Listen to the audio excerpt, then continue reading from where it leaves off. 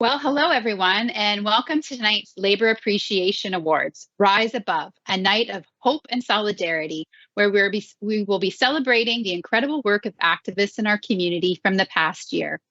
My name is Kelly Ziegner, and I'm the President and CEO of United Way Elgin Middlesex. Before we get started, I would like to begin this evening with a land acknowledgement. I'd like to acknowledge that the land on which we are virtually gathered this evening is the traditional territory of the Attawandaron, the Anishinaabe, the Haudenosaunee, and the Lenape peoples on lands connected with the London Township and Sombra Treaties of 1796 and the Dish with One Spoon Covenant Wampum. In addition to a growing urban Indigenous population, we would also like to recognize the 3 First Nations communities located within our United Ways region: the Chippewa of the Thames First Nation, Oneida Nation of the Thames, and Munsee Delaware Nation. Like the labor movement, the United Way movement is committed to learning and unlearning and walking a path toward reconciliation. As a settler and a leader in our community, I recognize that I have enormous privilege and have benefited from our country's history of colonization.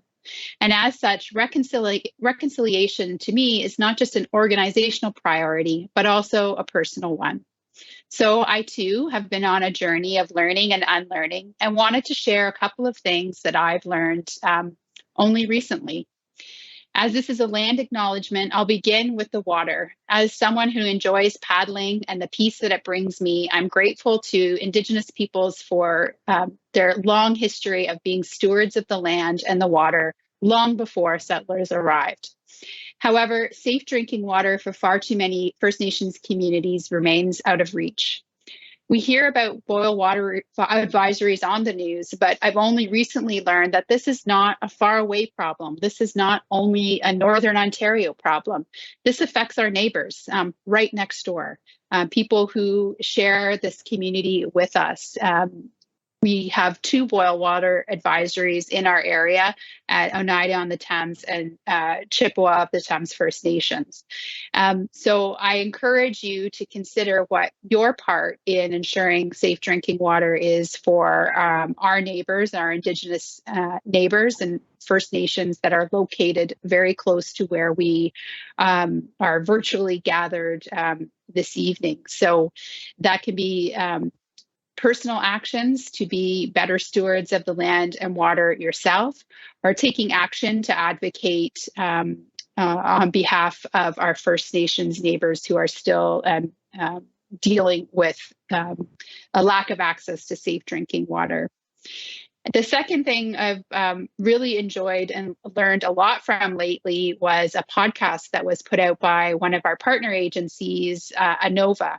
And they did an interview with Joe Antone, and he was talking about his experience as an Indigenous person coming into colonial organizations and what that was like for him, the racism that he experienced, the barriers to success that he experienced in his position. And so it's very fitting that this being a labor celebration, that we are all workers and co-workers, and I encourage folks to listen to that podcast if you're on the path of learning and unlearning as well, because there's some really great and tangible advice that settlers can take about making our organizations more welcoming and more equitable for everybody.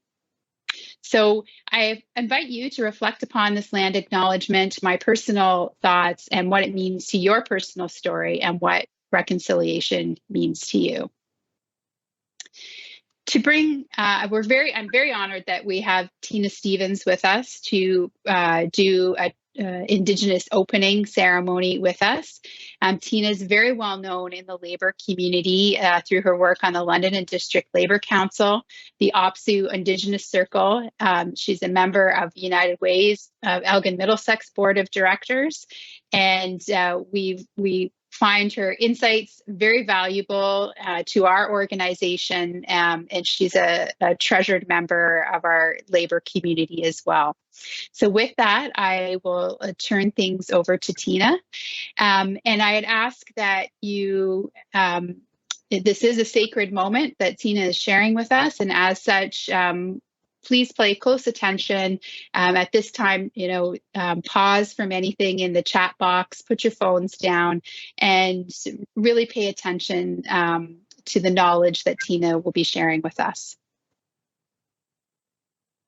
Miigwech, Indomino Dapanago, I welcome you. Mimits Nadijnakas, Kiriganzibi and Nadonjiba, Mang Nadoram, and Nishnabekwe. What I've just relayed is that my creator and grandmother know me as a little pigeon. Kiriganzibi is the Algonquin nation that I am from, which is located about 2 hours north, certainly close to Maniwaki in the province of Quebec. The Loon is my clan, and I am a strong Indigenous woman. First of all, I would like to thank all of the organizers for this amazing Labor Appreciation Awards night in conjunction with the inclusion of the efforts of the United Way for Elgin and Middlesex. I would like to acknowledge that I received some sage and tobacco for my attendance this evening.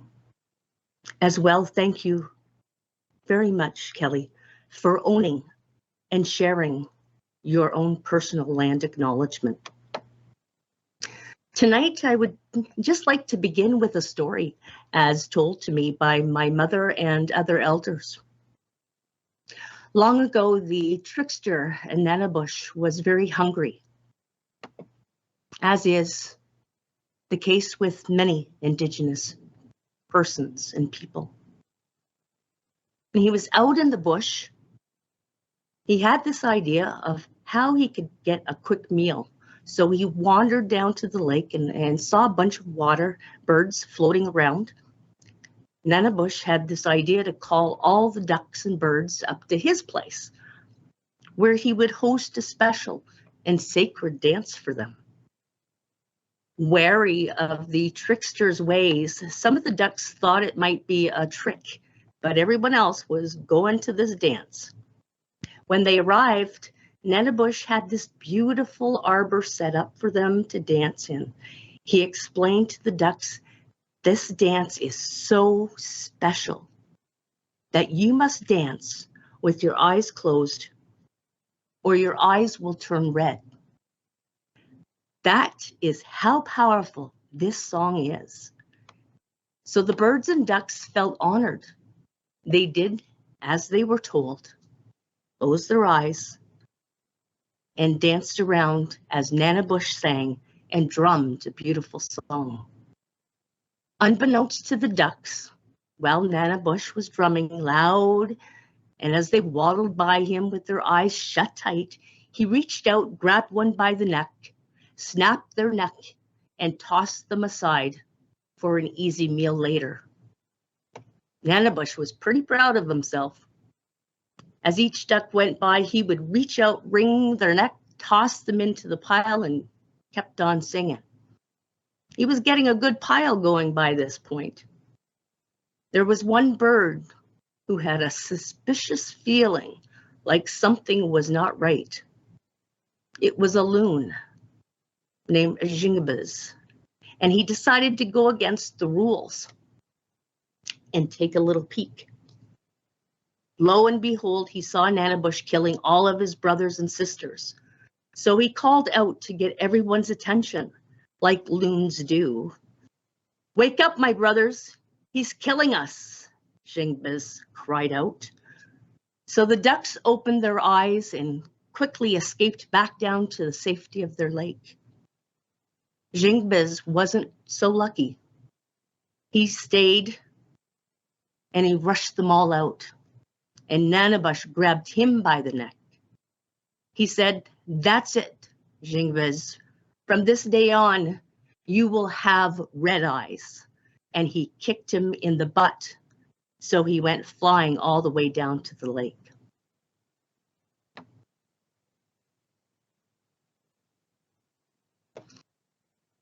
So I would just ask you this. Are you caught up in what we know as the shut-eye dance? Do you do someone else's song and dance? Or are you woke like the loon, or walking around shut-eyed like the ducks, getting your necks wrung, your thinking capacity cut off? Have you ever been lulled into that shut-eye dance in your life?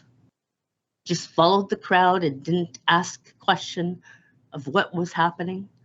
Or are you a critical thinker like the loon, with the spirit strength to call out when harm is being done? Would you follow your intuition and risk red eyes? I want everyone to be loony and question the status quo. And I apologize for that term, but it's just the term that's used. Sameness is dangerous. Wake up and stay woke. Well, you would wonder why I would share this story tonight. For me, my union and the labor movement have become very much like family to me. The labor movement as a whole, such as the various unions that we have here this evening, right from the president of the union, all the way through and including the stewards in the local workplaces, all together are the protectors and whistleblowers when the rights of workers are being violated. The Indigenous land defenders, grandmothers and warriors, have the same responsibilities of defending our land, our resources, our languages, our culture, and our rights. When our rights are infringed upon and cannot bring about resolution, we go out there and demonstrate to uphold and speak out against the social injustices to each of our groups. And we as well talk to other people, like our allies, to come and stand with us and create that solidarity, because there are commonalities or intersectional issues that impacts all of us. But in the story I shared, it is one voice or that one squawker who brings attention to what is really going on. Those people have been provided with special gifts they don't even recognize. The Idle No More movement comes to mind as many Indigenous people came together to restore pride in our people, to stand up for our rights, and to live up to the responsibilities we have to one another and to Mother Earth. It inspired hope when many had lost hope that anyone would stand again on their behalf. It has inspired pride in who we are as Indigenous peoples, because our peoples and the ways of our peoples are beautiful and something to be cherished and defended.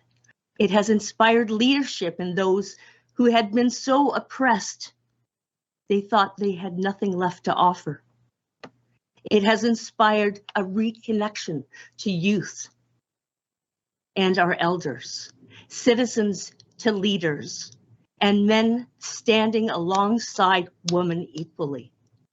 We are alive again, and the spirits of our ancestors are walking with us on this journey. We have to honor our future generations by surviving. Our children carry their ancestors in their hearts and in their minds. They carry the strength, honor, and passion of our ancestors within their blood. Our future depends on our children loving themselves and having hope. Tonight, like many of our feasts and gatherings, we shine a light in honoring those people who have demonstrated their outstanding gifts that they have shared with others so freely, with much respect and dignity. This is a celebration for workers who have stood firmly and have encouraged those around them to become unified in their actions, all as a result of them speaking out. So miigwech for including me and providing some space tonight to share in the inspirational stories we will hear about this evening, and just saying, job well done for all of the award winners and their courageous journeys.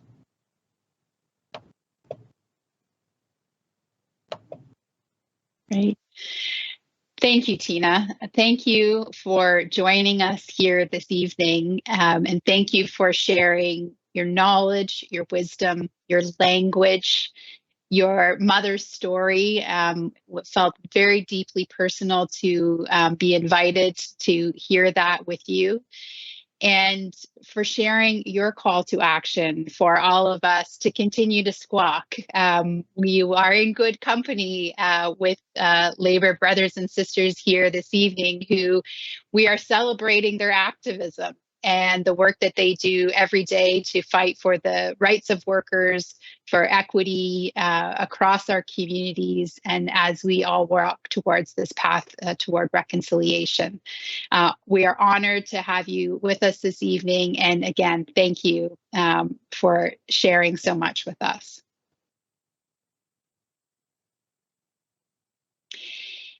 And also tonight, it is a celebration as we celebrate all of these wonderful activists and award winners this evening. We do want to pause for a moment to take a moment of silence to mourn the recent passing of a community leader and good friend of United Way and the labor community, Dan Borthwick. Dan worked diligently and compassionately alongside United Way, giving his time, energy, dollars, and support of our joint mission to improve lives locally. Dan was a longstanding member of Labor United, our United Way Labor Committee, and also proudly represented Unifor Local 88. He never tired in his efforts to spread the word and raise awareness about the needs and issues in our community. He sat as a member of United Way's campaign cabinet in 2013. He was the vice chair of our campaign, and that's when I got to know Dan really well. And that's where he used his incredible passion and ability to inspire others to raise funds for locally funded programs and services. In 2015, Dan was awarded the prestigious Images of Hope Award through this awards program for his many years of dedicated service to selflessly helping those around him. Whether Dan was negotiating on behalf of his members, spreading the word about an unmet need in our community, or renovating bathrooms at Stevenson Children's Camp, he always put the community first and was willing to roll up his sleeves and get the job done. Please join with me in a moment of silence to acknowledge and honor Dan.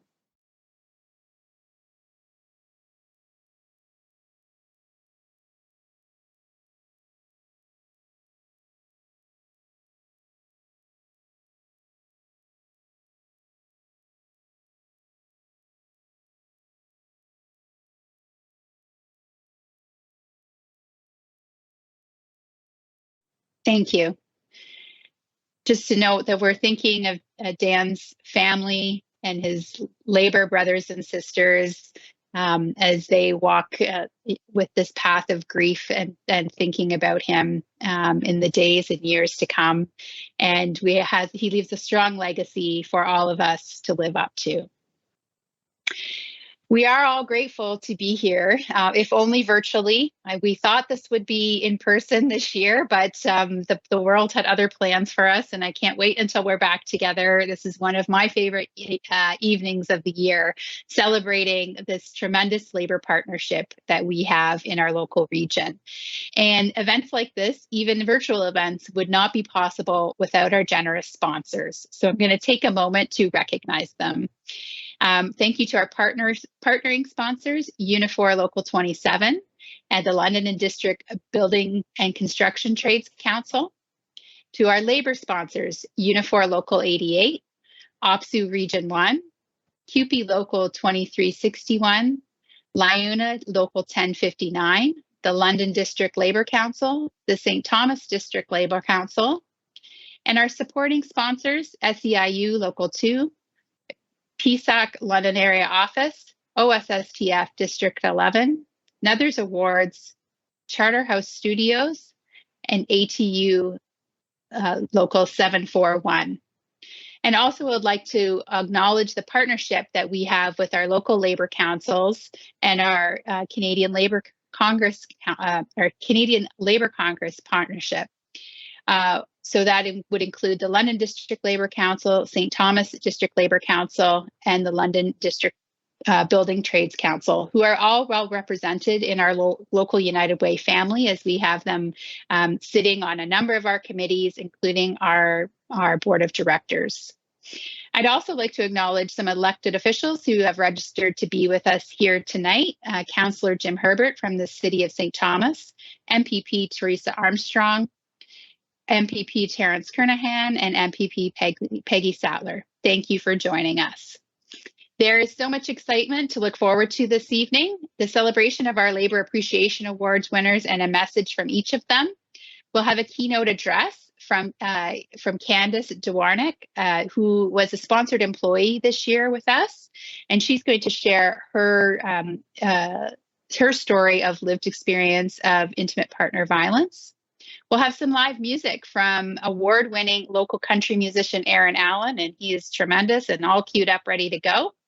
And the announcement of our 50/50 winner. So if you haven't had the opportunity yet, you can visit LAN, that's LAAN 5050.ca, to purchase your 50/50 tickets. Tickets are 3 for $10, 10 for $20, or 50 for $50. The winner takes half, and the other will be supporting the New Beginnings Loan Fund to help women and children leaving unsafe, abusive relationships and situations.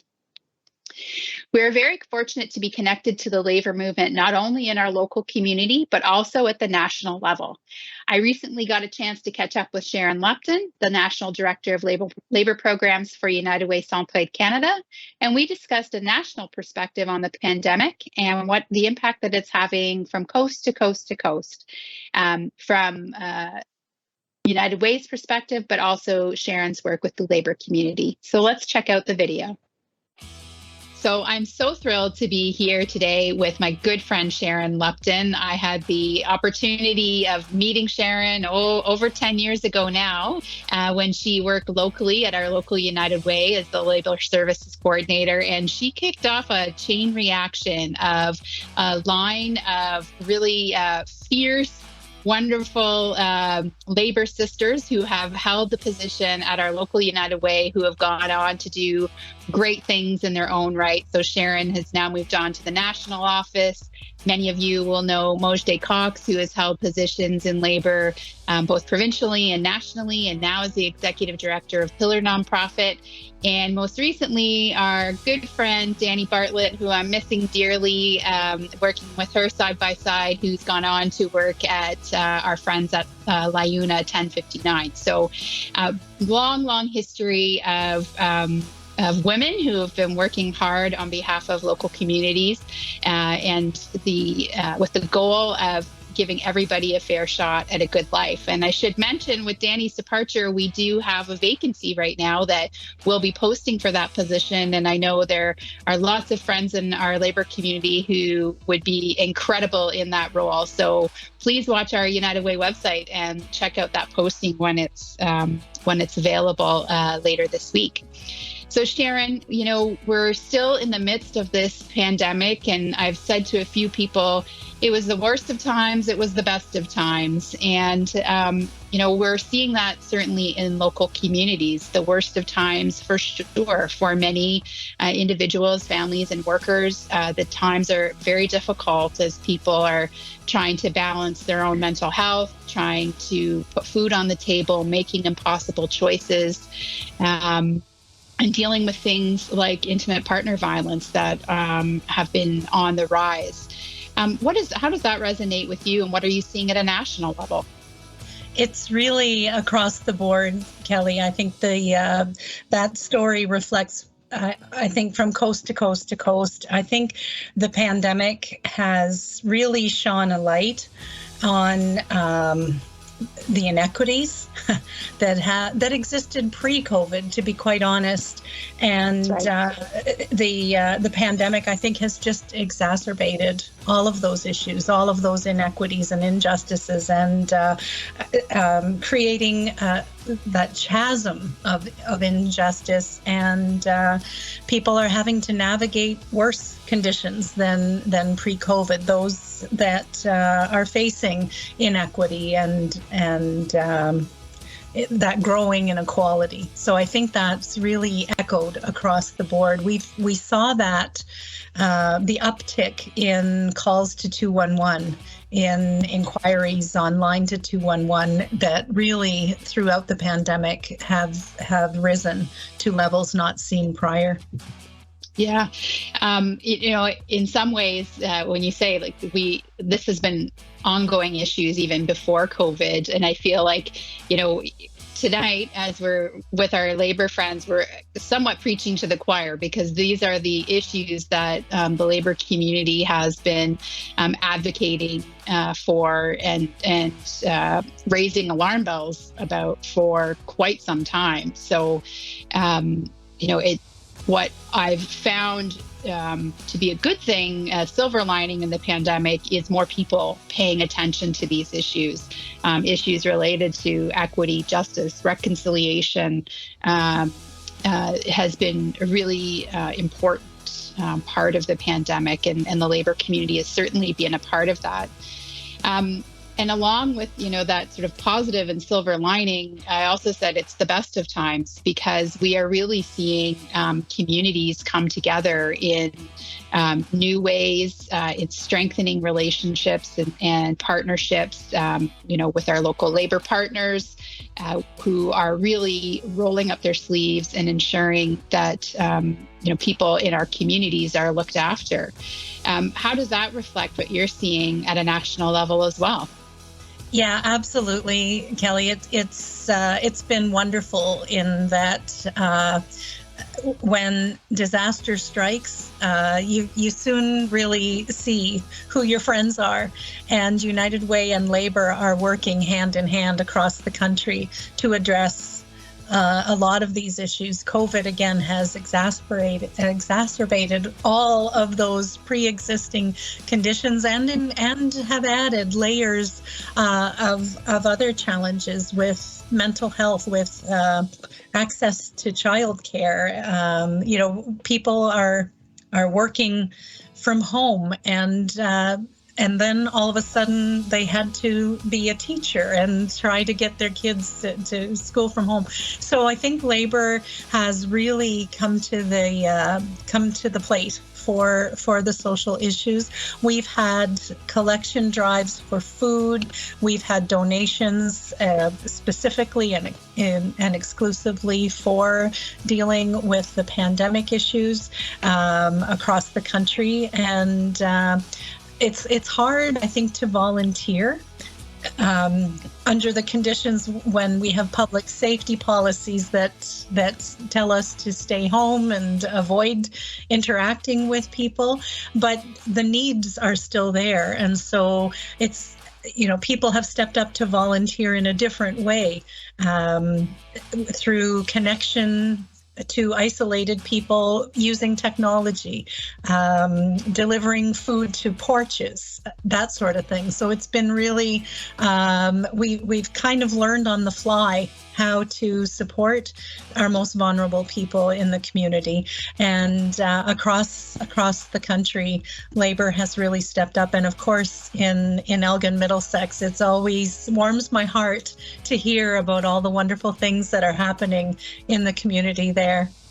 Yeah, don't want to give away everything that's going to happen in the program, but we do have some incredible local stories of local activists who have made a difference in this pandemic. And, like you said, it is the grassroots, neighbor to neighbor, making sure that our friends and neighbors are looked after, right up to, large scale advocacy efforts, to advocate for paid sick time, which we know is such a critical part of equity and being able to end this pandemic, to childcare, all of those things that, are important to workers, but are important to families across the board. And so we're grateful to our labor partners for that continued advocacy, because that's what will change things for the long term. Yeah, for sure. And again, that access to paid sick time has if there is access, will help to alleviate this ongoing pandemic. But in so many cases, workers have a terrible choice to make. If they're not well, they, in many cases, have to go to work anyway because they can't afford to miss a day. And Labor has been at the forefront of advocating for paid sick days, pharmacare, getting medications, that are accessible to everyone.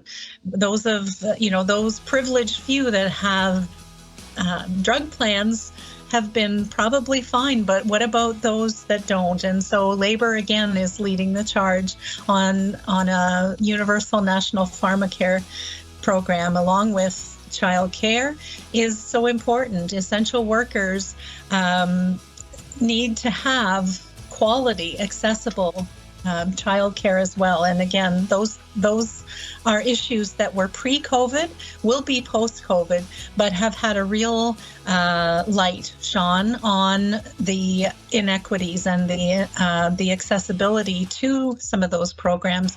The other piece I think that comes to my mind is our menstrual products drive that happen across the country, and of course, London being the home community for Tampon Tuesday, but access to basic personal hygiene products throughout this pandemic, whether it's menstrual products or soap PPE, or toothpaste, whatever it is, those are needs that can become a luxury when you lose your job because of it. And again, those Labor has stepped up to fill that void across so many communities as well.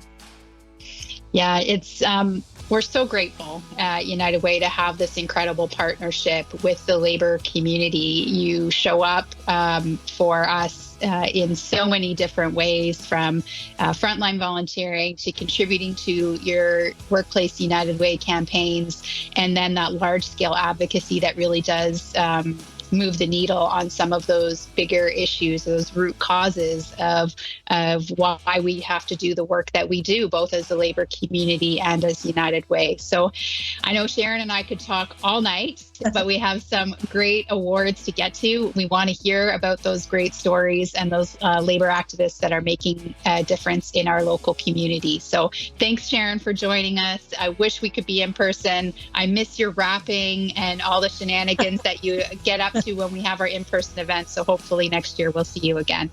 I sure hope so. It's always a pleasure, Kelly, and congratulations to the award winners tonight. And thank you from the bottom of my heart for your commitment to your community and to the partnership. It's been inspiring. Thanks so much, Kelly. Great, thank you.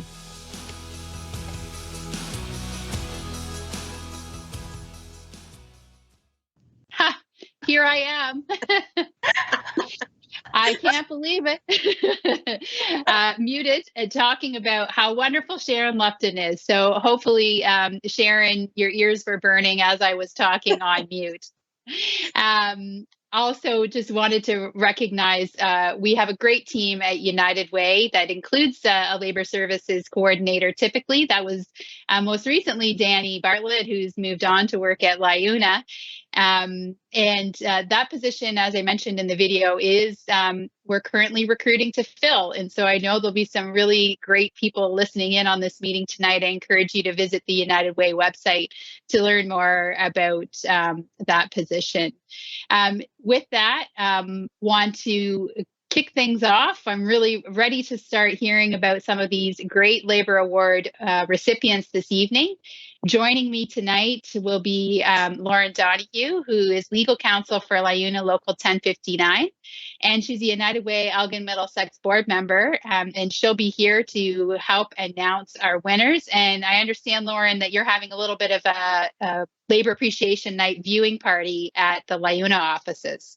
Oh, well, I'm not sure I'm supposed to say that. We're all 6 feet apart and everybody's socially distanced. But yes, we are having a viewing party in that there are some of my coworkers here who are in their own offices. So, and here I thought I was going to come in with a joke about you being on mute after 20 months in a pandemic, but you beat me to the punch. So thanks for that. There's just too many things going on. We have what you can't see at home is we have a a backstage area where we're sort of connecting and talking to each other. And I was just too busy. I could see myself talking. I just couldn't hear it. Well, you sounded like whatever you were saying was really great. You're That's very good. animated. I mean, you're expressive in what you say. So I believe that Sharon knows how you feel about her. We all love Sharon. We are so appreciative of all of her efforts, and we admire her greatly. So I'm sure she knows that. I'm sure you'll catch up with her one day and you'll be able to tell her again. But I'm really excited to move on to all of the winners. Fantastic. Well, hello, everyone. Like Kelly just said, my name is Lauren Donahue, and I am legal counsel to LiUNA Local 1059, one of the sponsors this evening, and no, that's not why they asked me to do this. I am also on the United Way Board of Directors, and this is my 4th time presenting at the Labor Appreciation Awards. So I truly look forward to this event every single year, and while I wish we were all in person, I'm thrilled to be back again to participate in the recognition of this year's very deserving winners. We have all had a rough couple of years. I mean, that's putting it mildly. And despite the collective frustration and languishing in whatever COVID variant du jour it is, I think that this year's winners have really demonstrated their passion and local love. So without further ado, let's get going. The first 3 Labor Appreciation Award winners are Vicki Akers of QP Local 841, Paula Carvalho and Nuno Cabral, LiUNA Local 1059, and Susie Flagel of OSSTF District 11. Each of them have a video, so let's take a look.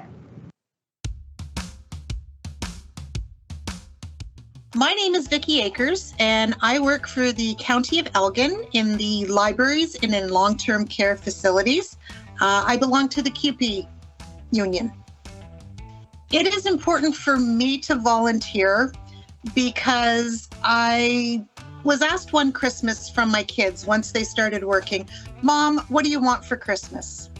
And I think they were expecting, "Oh, I'd like earrings, I'd like this, I'd like that." And my response was, "I would like you to spend time with me.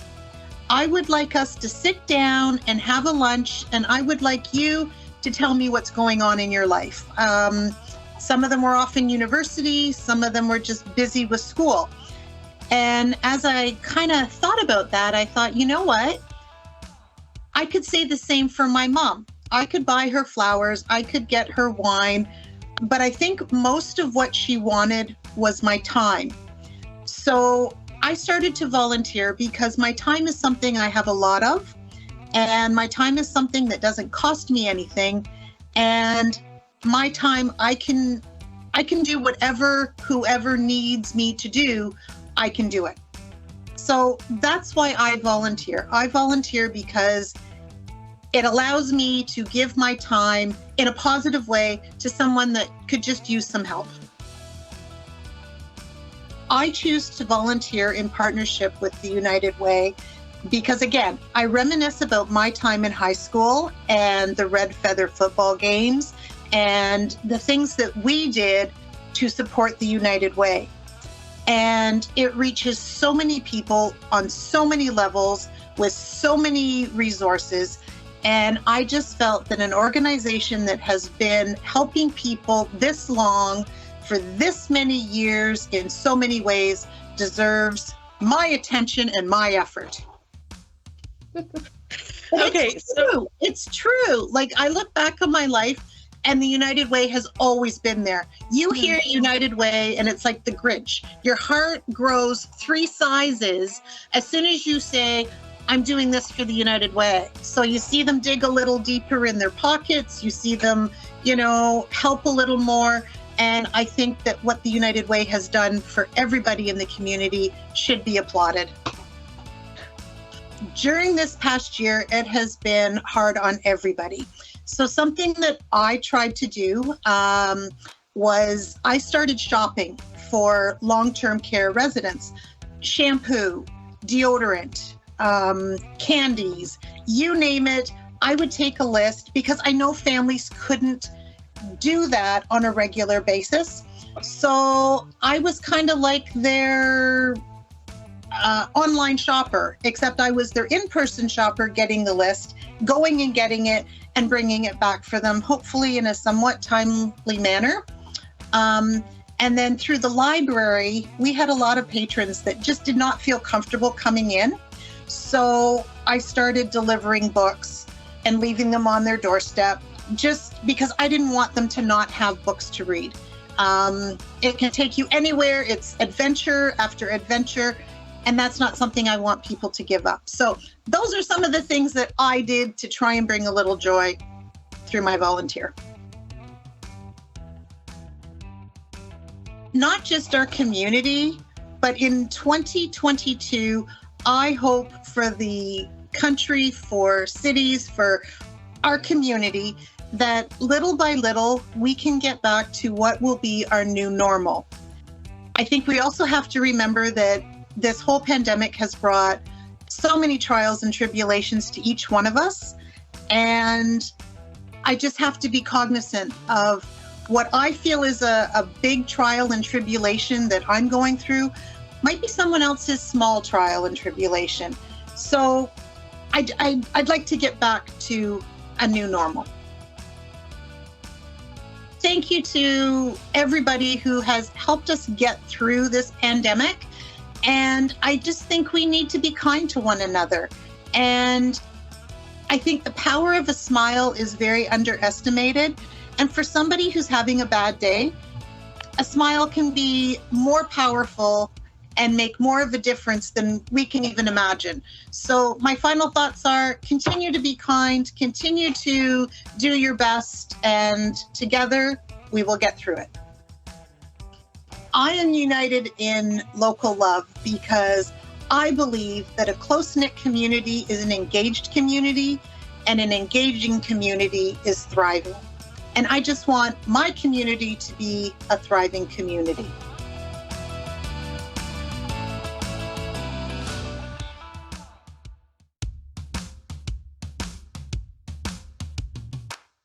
I'm Paula Carvalho. My husband is Nuno Cabral. We work at SDCI and Holy Cross High School, and our union is Leuna 1059. It's important for me to give back to my community because I was raised in a large, close-knit family where everyone helped each other. I always say it takes one hand to receive and one hand to give. You never know when you will need help, so it's important for us to be there for each other. One of the things we did this year was open our door to a teen in need. She was going through a difficult time with losing her home to a fire on Christmas, followed by her mom being hospitalized because of a terminal brain cancer. She was previously friends with my daughter, and we assumed responsibility for her rather than her going to a group home. Unfortunately, her mother passed away in April, and we made the decision to have her in our family permanently. For 2022, I am most hopeful for the stability and consistency that last year, on top of the craziness of COVID, we had some very life-changing alterations. We hope this year starts and continues with a sense of normalcy. We are very thankful for the nomination and appreciate whoever nominated us. We are united in local love because we always try to help anyone we can when we are able to.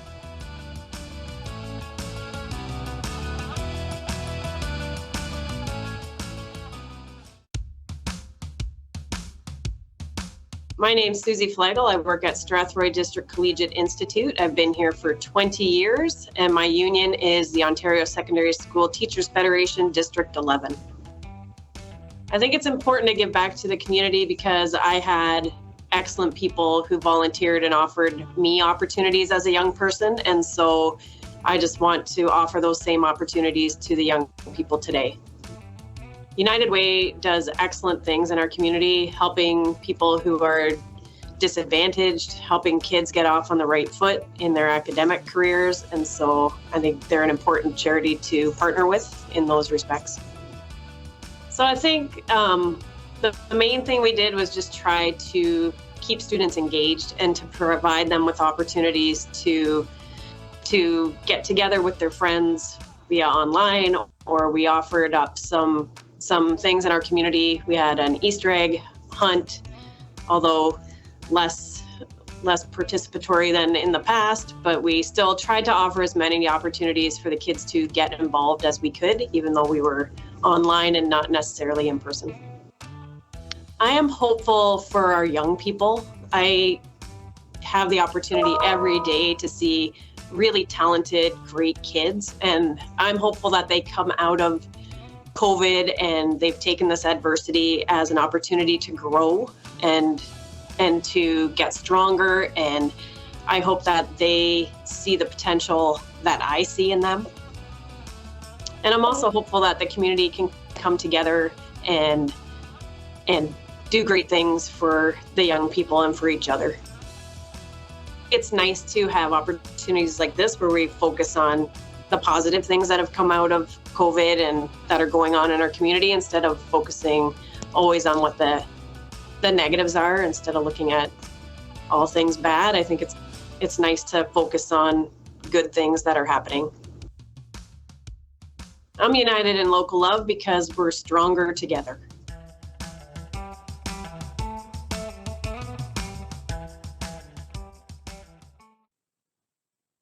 Fantastic, and also well-deserved. So while I've got your attention, have you all bought your 50/50 ticket? I just checked the amount and we are at exactly $1,000. So that means 500 could be yours, 500 or more, if you go on to LAAN5050.ca and purchase your ticket. So I know that Kelly would have mentioned what the funds are going to that we raised through the 50/50, but let me tell you a little bit more about it. It's going to the New Beginnings Fund, and this incredible program enables local women and their children to access emergency loans of up to $500 to cover urgent expenses to leave a potentially dangerous situation. Women are often forced to stay in unsafe situations for the simple reason that they don't have their own credit card or bank account or resources. And this has proven to be even more true in COVID when there are lockdowns and isolation, and sometimes they're with their abusers, and this has drastically increased the need. The New Beginnings Loan Fund gives women the money they need to make the choices that can keep them safe.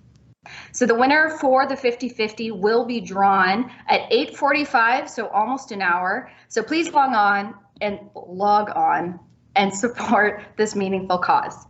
So now on to the next 3 Labor Appreciation Award winners. Joe Graves, Unifor Local 88, Mary Ham, QP Local 841, and Christina Kleinschmidt, Unifor Local 27. Let's see what they have to say. My name is Joe Graves. I work at General Motors in Ingersoll. A lot of people know about the name of the Cami Ingersoll. I've worked there for 33 years and I've just recently retired, and I'm a proud member of Unifor Local 88.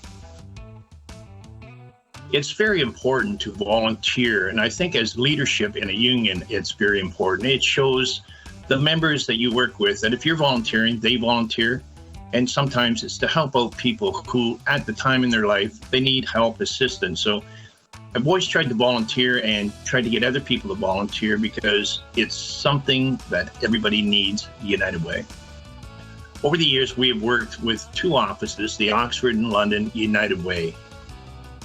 Due to the geographics of our plant, we have worked with both organizations, and we have a labor rep who one year will go to Oxford, then the next year they will go to London.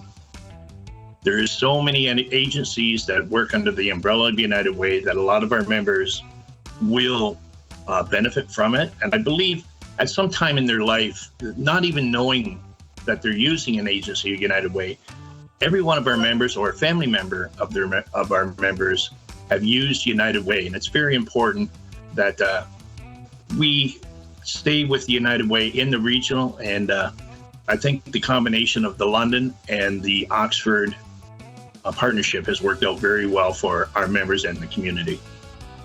The Local 88 executive has discussed with the problems that we had in trying to do in-person functions or any type of donations as well, such as toys around this time of year.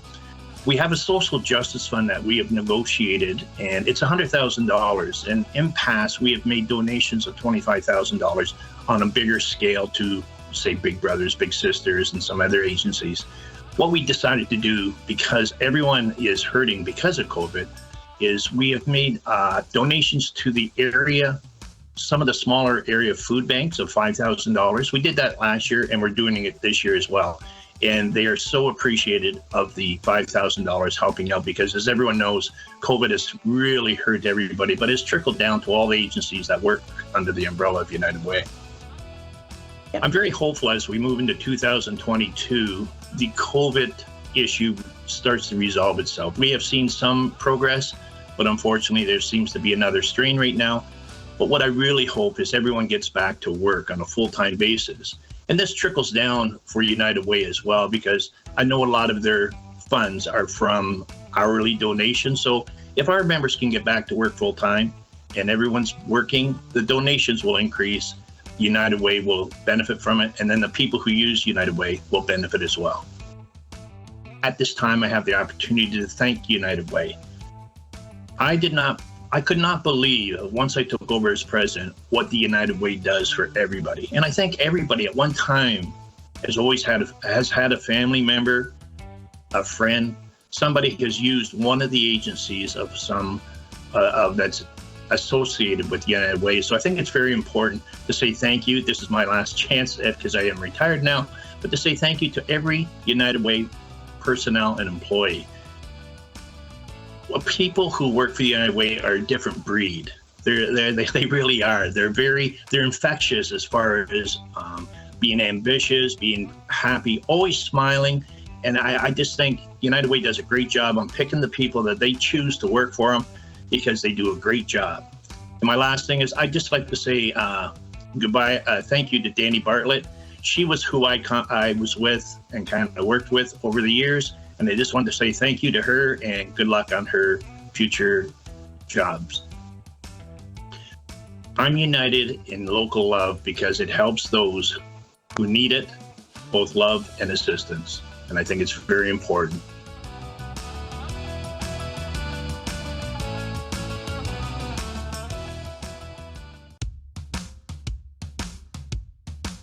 My name is Mary Ham, or Maria Ham.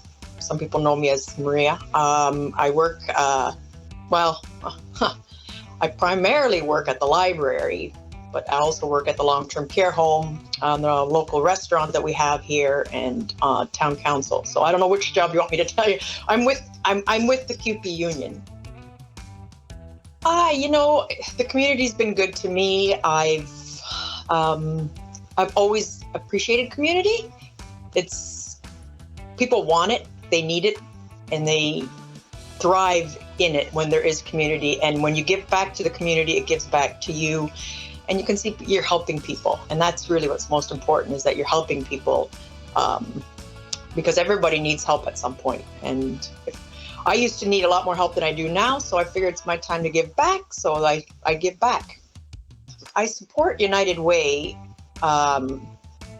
because they've given so much to help others that need help, and it's done locally, so it comes back to the community, and I really appreciate that. I've over the years I've constantly seen that they campaign really well, and people respond to it really well. It's well known, so therefore I find that it's an easy go-to because it is so well known. And they've done so much good. They've done so much good that why wouldn't I, right? Wow. Make a difference in our community. Well, I'm actually next week where Ruby's Cookhouse is doing, it's not United Way, but Ruby's Cookhouse is putting on its 3rd annual turkey dinner for the needy.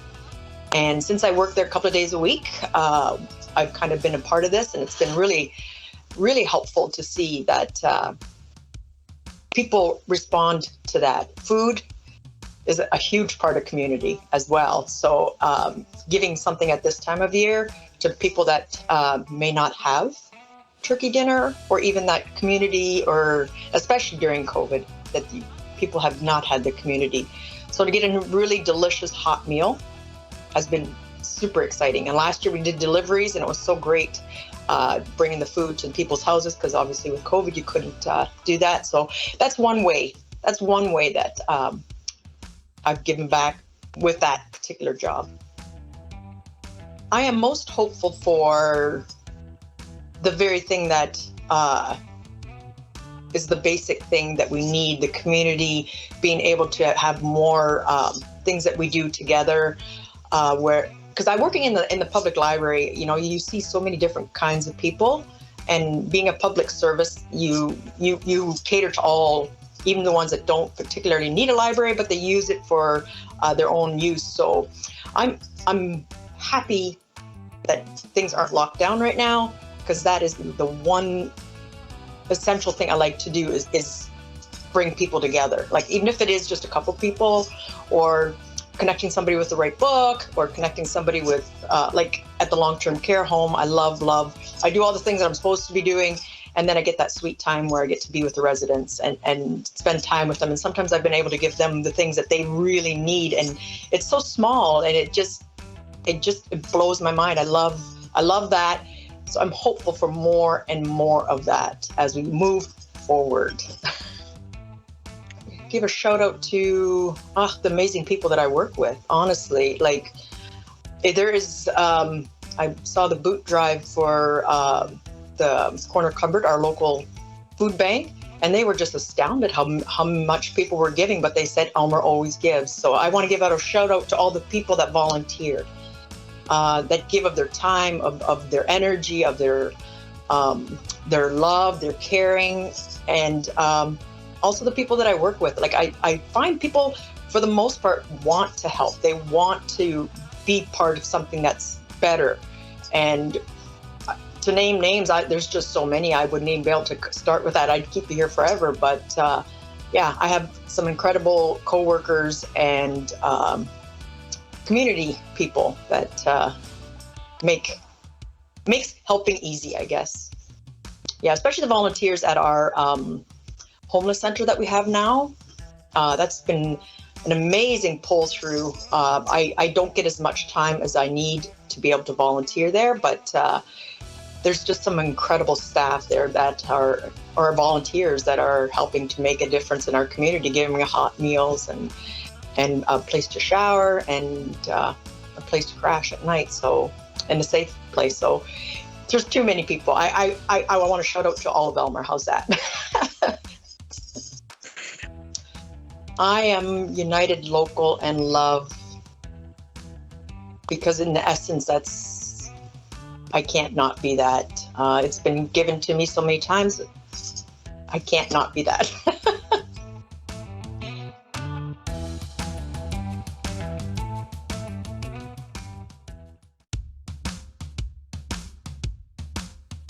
My name is Christina Kleinschmidt, and I work at General Dynamics Land Systems. I'm part of Unifor Local 27, and I'm also the alternate Employee Family and Assistance Plan representative here at my workplace.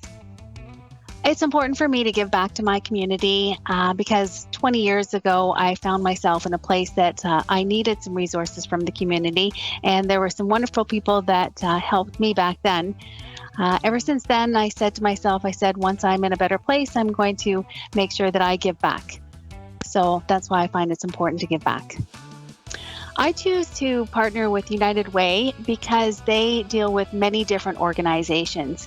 And because they deal with them on a regular basis, they know where the need is. So if I give my money, I do it through payroll deductions, and then I trust that they will designate the money where it's needed. With the COVID restrictions, they had to change the way that the company ran the campaign this year, the United Way campaign this year. So a couple of us, because we couldn't do an in-person rally or fundraiser, so to speak, a couple of us got together and found out how we could come up with a QR code, that we could put a QR code in the newsletter, and then us employees could just use the QR code to take us directly to the donations page. So we had to get a little creative with how we could help the fundraiser. As we move into 2022, I'm hopeful that we all work together and come together. I find that whenever there's a stressful situation or a disaster or something, I think people put their differences aside and work together. So I'm hopeful that in 2022 that we see more of that. I guess I'd like to get out the word behind the scenes, that the full-time United Way employees, they do a lot of hard work behind the scenes, and I do think it's important that that it's gotten across that you guys are on the front line, so to speak, and you know where to distribute the money. That's, I think, my most important word that I want to get out to people. I'm united in local love because I've seen the actual impact that it has when we all work together.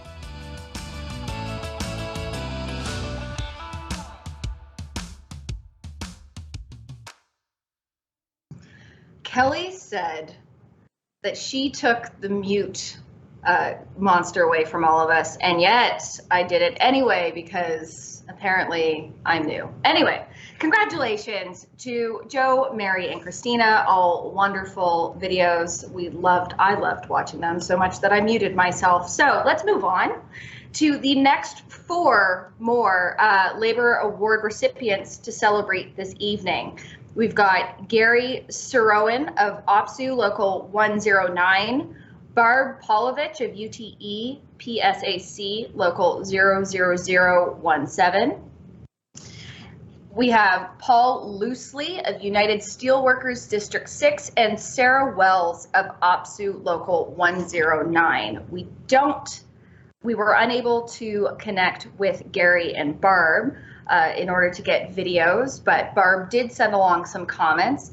When asked why, she said it was important to her to volunteer. Barb said that everyone is one step away from needing a helping hand, whether it be at the food bank, a social program, a picket line. It's not only good for the individual, organization, and community, it's great for the soul. So let's throw it over to the last 2 Labor Appreciation Award winner videos. Hi, my name is Paul Loosely. I work at Bradkin Manufacturing.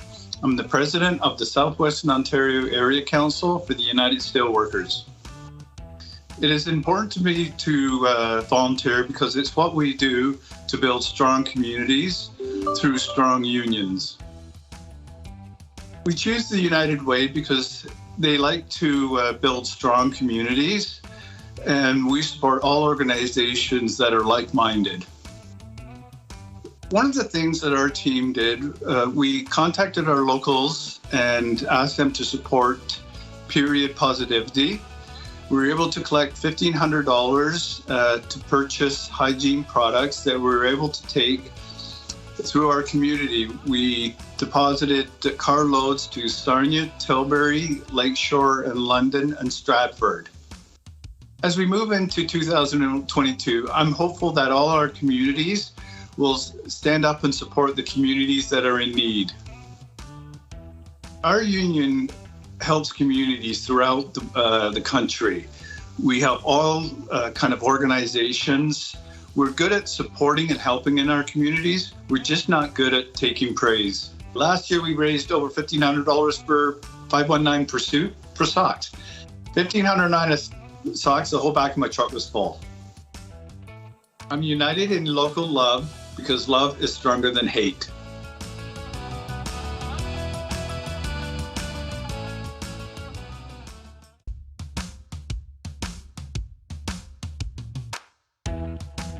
Hi, my name is Sarah Wells, and I'm the Social Media Communications Officer at Fanshawe College and part of OPSU Local 109. It's important for me to volunteer and give back to my community because I grew up seeing the need. I remember being in elementary school and seeing the Dress Down for United Way days at our elementary school. And my mom was an administrative secretary in Thames Valley for a number of years, and she always talked about how heartbreaking it was to see so many kids and families struggling to have what they need. And as I got older, I was lucky enough to have an amazing sister-in-law who worked for CMHA, and I know how important the support of organizations like the United Way are to them, running all the programs that they do to support our communities. I choose to support the United Way because they are a wonderful partner for so many community organizations and resources that are close to my heart. They ensure that all those organizations have what they need to support our community and give everyone the best tools that they need in their lives.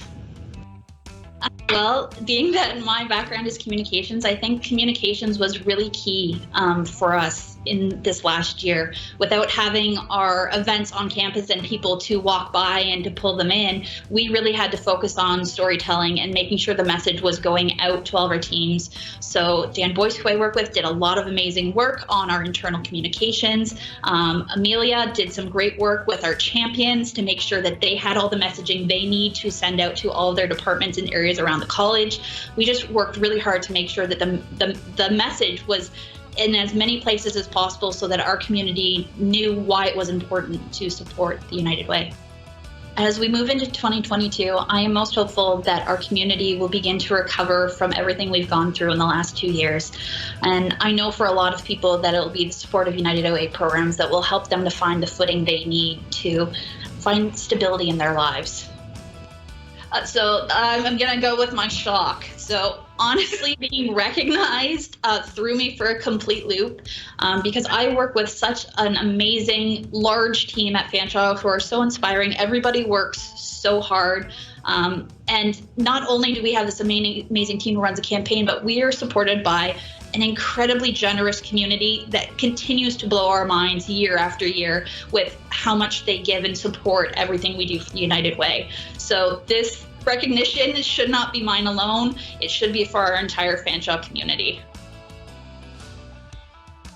I'm united in local love because I know that as a community, we're most successful when we have equal access to supports and resources.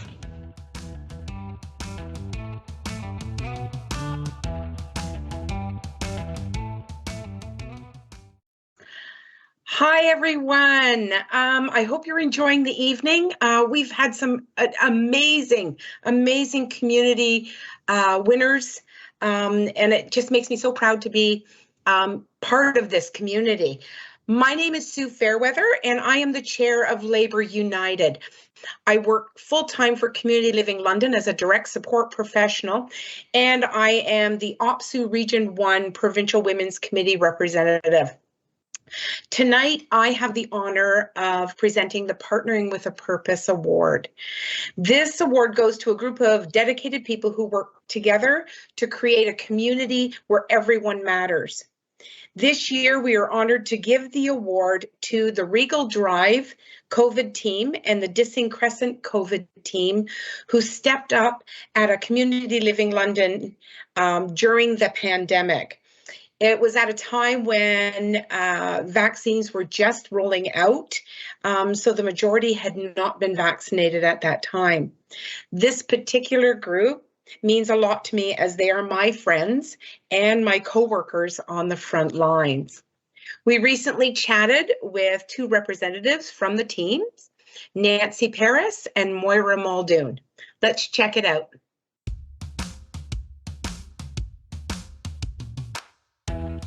My name is Nancy Paris. I work for Community Living London. I've been there for 26 years as a part-time support worker, and my union is through OPSU Local 166. My name's Moira Muldoon. I work for Community Living London, and I have for the last 24 years. I'm also a member of OPSU Local 166. We're here today on behalf of two teams, actually, that were pulled together during COVID. We had a couple of locations that were in outbreak. So many of the staff and the people supported in the houses had become ill with COVID. And, you know, the people in the houses, they really need our support. And obviously, you know, their normal regular team that they're used to were unavailable at home getting better. So we were pulled together into two teams for these two locations to work through this period while the regular staff were all home recovering, and we were trying to keep things as normal as possible, and continuity is very important for people we support as well. So, just trying to offer the best supports that we could. This particular need was a little different than a regular, things that we would volunteer to do or step up for, because with it having been COVID outbreak, there were other things that we had to consider. I know for myself, I had to send my kids off to my parents, so I wasn't risking bringing home any infection, or risking my kids of COVID. And we were all both teams, everybody was on a housework quarantine. So the only thing we did for the weeks that we were working the houses with our teams was just working home. That was it. So, and we had to be also very careful about, not wanting to cross-contaminate or anything, So we actually would gown up in full PPE before even entering the house. We, I know for the location that I was at, I think the other location as well, we had a station set up in the garage where you would go and don your full PPE before even entering the house. And then at the end of shift, you'd go back to the garage. Everything went into the garbage. You changed your clothes before you even left the location. And as soon as you got home, everything straight into the wash. So, there was a bit more to it than just going in to do the work. But, it was actually a really, really great way to bring teams together. Some of the people that were pulled together I have worked with before, some I haven't, but everybody was phenomenal. We had a lot of incredible people that stepped up and helped take care of the people that needed us. So. Just wanted to add, just the whole team, like Mar had said, it was a team that was pulled together. So we often didn't work together. So just the team being able to pull together and having the same goal, and providing the best possible supports to the people in those locations, as well as the staff, because the staff was feeling very overwhelmed and exhausted, and the going home, work home kind of thing. It can take a toll, and just to be there for each other as well. It's important to give back because volunteer is what makes a community work.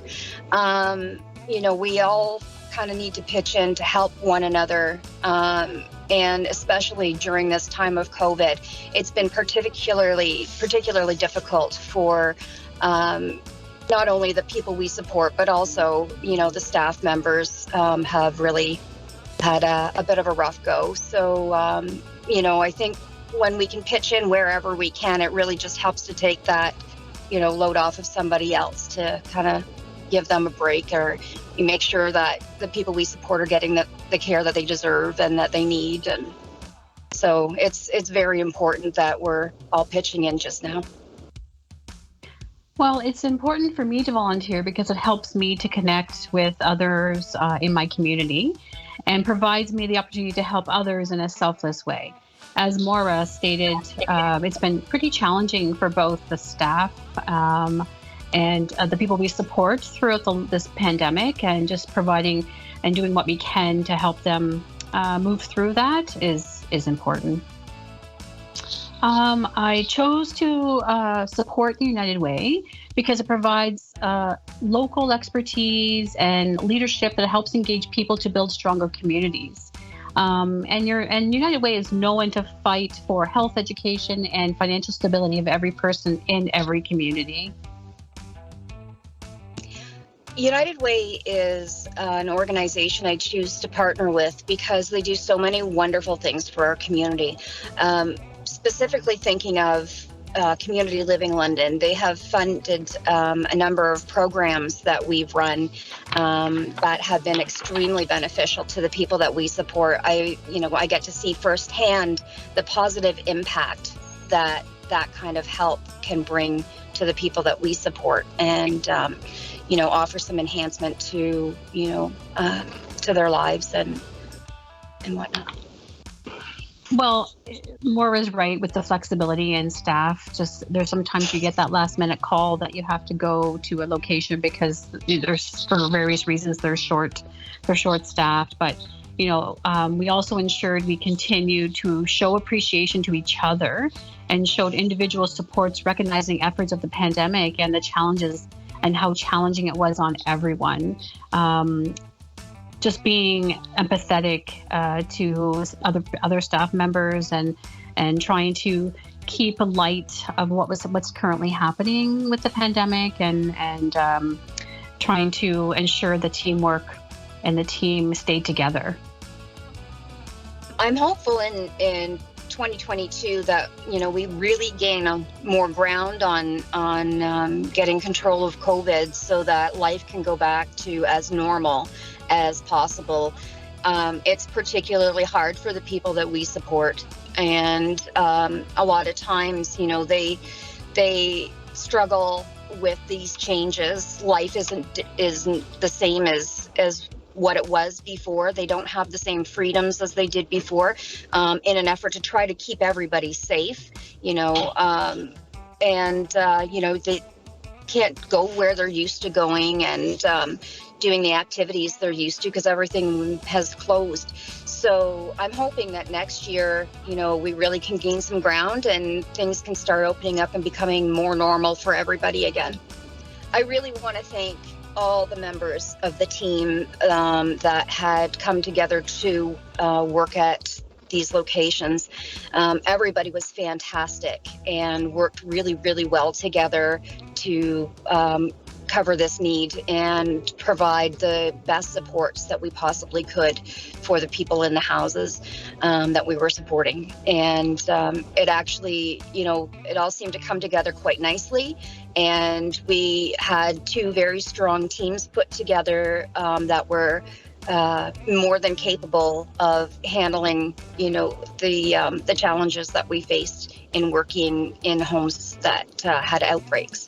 So I just want to really thank everybody that were involved in these teams and to say that I've been really honored to have been a part of that team. They were wonderful to work with. The same as Moira. It's, being thankful for the team that we and for helping out and being flexible and being supportive of everyone and as well as to the families of the people supported and how understanding they were and so forth. So the team itself, between both teams coming together, I'm thankful for that we were able to work with that. Such a strong team. I'm united in local love because I understand the need to donate to United Way, as every little bit helps bring communities together. I'm united in local love because I feel it's very important to give back to community and to be an active part of our community.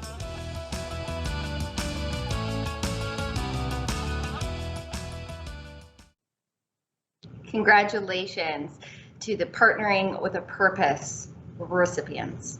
Up next, we have the Change Maker Award. This award is given out to an exceptional person that has worked hard to make a meaningful change in our community. In times like these, there's no better recipient than this year's winner, Denise Holmes.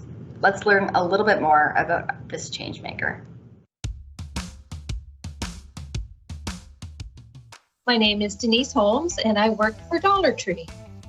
It's important for me to volunteer because there's a lot of need in our community, especially in the end of the city where I work.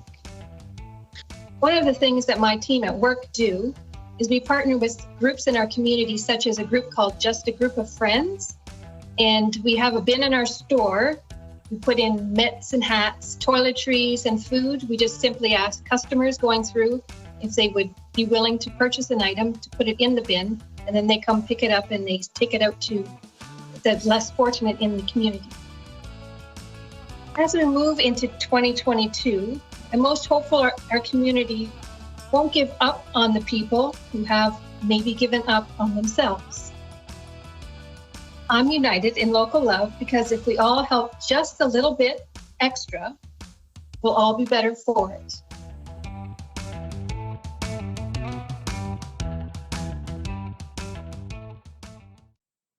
Congratulations, Denise. Our next award is the 3rd annual Jim McKinnon Community Builder Award. This Lifetime Achievement Award is named after Jim McKinnon, longtime business manager of Liona Local 1059 and labor titan, who throughout his career dedicated himself to contributing to the London and area community. Accordingly, this award recognizes local activists who go out of their way to make our community a place of opportunity and hope. Nominees for this award must demonstrate a passion for helping others, involvement in activities or advocacy that improves lives and/or community conditions, and a proven dedication to our community. This year's winner certainly fits all of these criteria. It is my distinct honor to present this award to my friend and colleague, Maria McFadden, a recent retired member and business representative of Liona Local 1059. Maria has been part of the labor community since 1990. She thinks she's unsure, but we'll let that one slide. When she was a member of CAW, now Unifor 27 Local 27. During her time there, she was the chair of the Women's Committee for 13 years between 1995 and 2008, and chair of her unit from 2005 to 2008. She's been involved in many community events, including Take Back the Night, Shine the Light, the Women's March, and has been involved directly with United Way, Elgin Middlesex since 2008, including having served as a member on the board of directors between 2010 and 2013. It was actually during her attendance at a United Way labor advocacy program that she met representatives of Liona Local 1059, where she would go on to be a business representative for 14 years between 2008 and 2022, from which she just entered retirement in early January of this year. That said, Brandon McKinnon, current business manager of Liona Local 1059 and Maria's nominator, asked that I share the following message on his behalf. I'd like to congratulate Maria on receiving the Jim McKinnon Community Builder Award. There's no one more deserving of this distinguished recognition than Maria, as she truly exemplifies all that this award represents. I've had the honor of knowing and working with Maria for well over a decade, and in that time, I have witnessed her passion for and commitment to the community and those she represents. Maria has always selflessly put each other's first, leaving a lasting impact and touching the lives of those she has helped along the way. Myself and the entire team at Liona Local 1059 are forever grateful for her tireless advocacy for workers' rights, women's rights, United Way, and our community as a whole. And we commend her for the lasting legacy that she leaves as she enters retirement. We love you, Maria, and congratulations on this well-deserved honor. We recently got to chat with Maria about her years of giving back to the community. Let's check it out.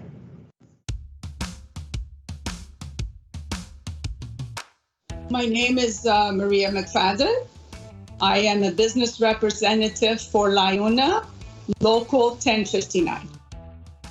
Well, it is important for me to volunteer, especially when it comes to the United Way, because everything that the United Way London is obviously an organization that gives back to the community. It has excellent programs. It's always good to volunteer because that's the way that you advocate for the organization. It just overall, it's one of the best ways to serve community. Well, if I had one piece of advice to offer the labor community, and this has been in my mind for many years now, is unity. I think that if the labor community was unified, doesn't matter which local you belong to or which union you belong to, if the labor community was more unified, we could accomplish so much more for the better good. My most important lesson has been, if you believe in something, Maria, stand up and face the struggles and do the best that you can, because if you do, then even if you fail, there's no regrets at the end of the day because you tried your best and you faced those struggles at face value. For me, one of my achievements that I can take out of this whole experience is representing, of course, members of Local 1059. And the members that I represent is under the janitorial sector, which there is a lot of immigrant folks that work in this sector. And for me, as when I first met these folks, a lot of them, they don't know how to, they don't know their rights within the country. They don't know their rights within the workforce. And so for the years that I've represented, one of the things that I love the most is, of course, I've shown them how to stand up for themselves, what your rights are, and to see how they have developed and now the way they feel towards things. And when they talk about it, they just, I think it's a wonderful achievement for me. Yeah, there's so many people that I would like to mention, but two people definitely come to mind. And one of the first persons that come to mind, her name is Julie White. And Julie White was president of Local 27 when I first started getting involved in the labor movement. And so she became president of Local 27, and then she went on to be the women's director at CAW. And she definitely was a mentor. She was always there to support and say, yes, Maria, go get it, So she was very supportive throughout my years with CAW. And then the second person is, of course, Jim McKenna. And Jim McKenna was the business manager here at Local 1059. Extremely knowledgeable man, very good example to follow because he did so much for the London community, always very active, and definitely somebody that I have learned a lot from. I am united in local love because that is the only way to be, and that's the only way that we can all be successful in the end. Without that, if we fall apart, without that, we'll go nowhere. So definitely local love because of that.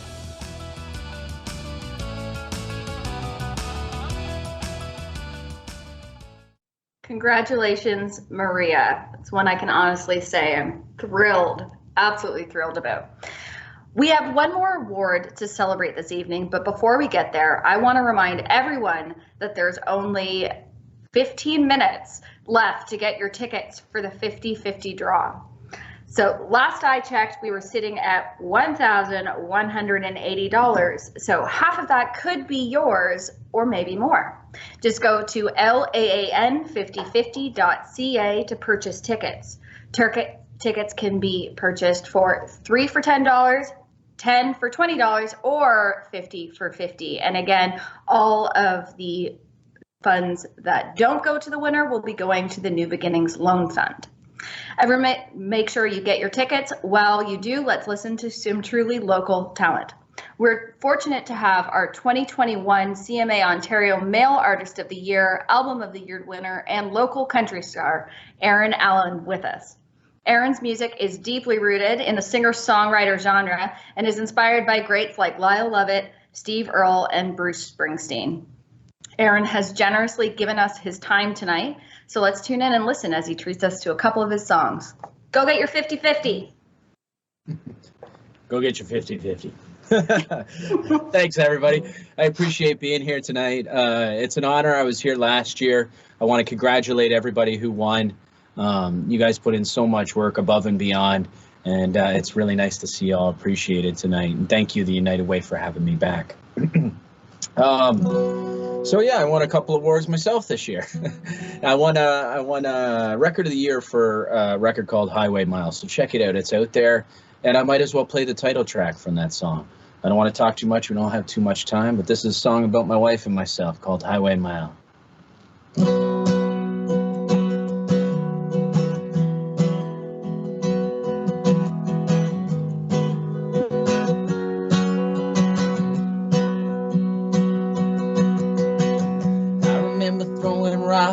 at your window,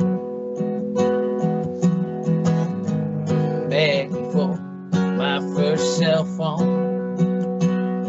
We would drive around this town, trying to find ourselves. We were lost, wanna be found.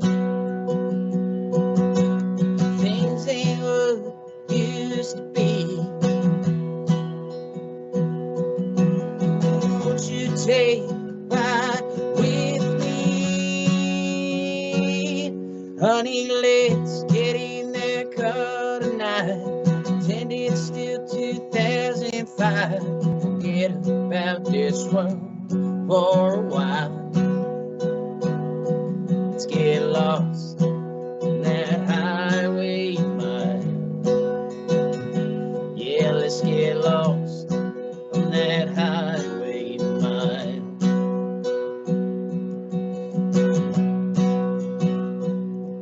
I remember baseball cards and big league jewels, Buffy bikes and old cartoons on Sunday mornings when I was a kid. Our heads are full of great big dreams, most of which we would achieve if our cardboard rocket ship could just take us to the moon. Won't you take a ride with me? Honey, let's get in that car tonight. Pretend it's still 2005. Forget about this world for a while. Let's get lost on that highway mile. Yeah, let's get lost on that highway mile.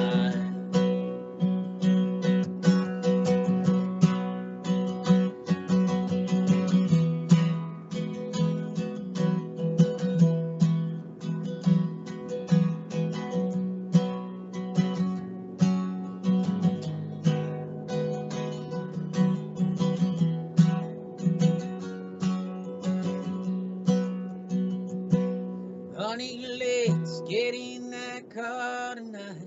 Pretend it's still 2005. Forget about this world for a while. Let's get lost on that highway mile. Honey, let's get in that car tonight. Pretend it's still 2005. Forget about this world for a while. Let's get lost on that highway mile. Yeah, let's get lost on that highway mile. Thank you guys very much. I'm going to be along a little later in the program, play some more songs. So congratulations to all the winners, and the one more winner coming up. Thank you so much, Aaron. Like he said, we're going to hear from him in a little bit. Again, this is your last chance to get your 50/50 tickets. And all you have to do is go to LAAN5050.ca. The pot size right now is at $1,200, and half of that could be yours. With the other half going to the New Beginnings Loan Fund to assist women in need. Right now, I would like to introduce our keynote speaker. We have Candace Dwornik with us, who was one of our amazing sponsored employees, and she's from London Life. Canada Life, sorry. Tonight, she is here to share her personal story. What you are about to hear includes discussion around some hard topics, and I acknowledge that this content may be difficult. I encourage you to be mindful of and care for your safety and well-being. Thank you and welcome, Candace. Hello, my name is Candace Dwornik, and I currently work for Canada Life.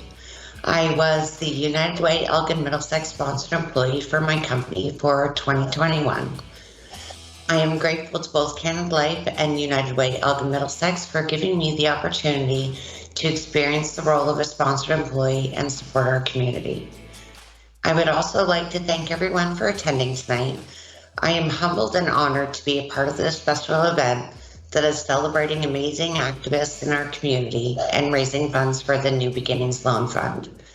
I would also like to applaud and give a big congratulations to all of the Labor Appreciation Award winners. I can imagine why many of you are wondering why you should donate to the United Way. So I'm actually going to show you. I would like you all to close your eyes for a moment. Now I want you to picture a strong, confident woman. She has a career, a family, a home, pretty much what many of us strive for.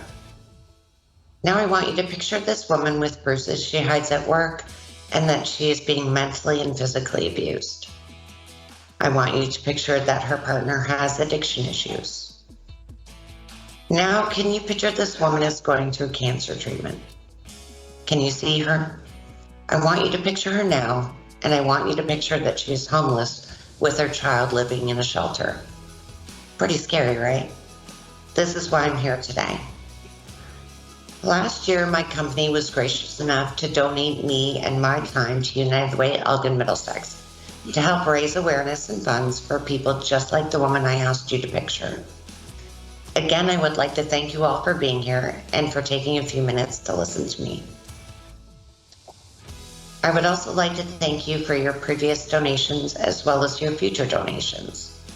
As a community, it is important that we come together and recognize that there are so many people in need. Did you know that you could look around a room of your peers, the grocery store, at your workplace, and 1 in 4 of the women could have experienced some type of intimate partner violence? Did you know that over 6,000 women and children in Canada sleep in shelters on any given night because it is not safe at home? Did you know that since the pandemic, communities across Canada were seeing a 30% increase in family violence? People were trapped at home with their abusers, and the need for services for children and families is not slowing down. And those are just the ones that we know about. There are many that fall through the cracks and suffer in silence. This is why we need the United Way. This is why we need you and people like you to donate and spread awareness to others how much our community needs support. United Way is the largest non-government funder of social services in our region. 80% of the donations received go for funding local agencies to help build our community to be a better place. Many donations are being spent to help women, like the one I asked you to picture a few moments ago. Can you still see her? I want you to picture her again. I want you to picture her as one of your coworkers, as your neighbor, as your friend, or even me. I want you to picture that that woman is in front of you, because she is. This is my story. The things I asked you to picture were just a few of the things I endured over 10 years, some of them unspeakable. But because of the help I received from the community, from people like you donating to the United Way, who funds programs like the ones that helped me, I'm here today, and I'm here to tell you that every dollar you give counts. I think back to the countless nights I felt hopeless and helpless. I think about how broken and alone I was, how scared my son was to see and endure all of the terrible things that were happening in our family. But with the help of United Way, there are so many other women and children and families out there, like me and my family, who will also get help, and most importantly, hope. I give to United Way, and I am proud to tell my story to encourage others to give as well, because everyone deserves a fair shot at their best life. Did you know that $365 provides women at risk of experiencing homelessness with a month of safe housing? That's a gift of $1 a day. Now imagine what a gift of $1,200 could do. A donation of $1,200 could counsel an abused woman for 4 months, or that $1,200 could bring a family back together by counseling a father who has abused his children or spouse or both. And these are just a few examples of how your donations can make a difference. The possibilities are endless, so let's help someone together. Thank you for taking the time to hear my story and see what a donation really looks like.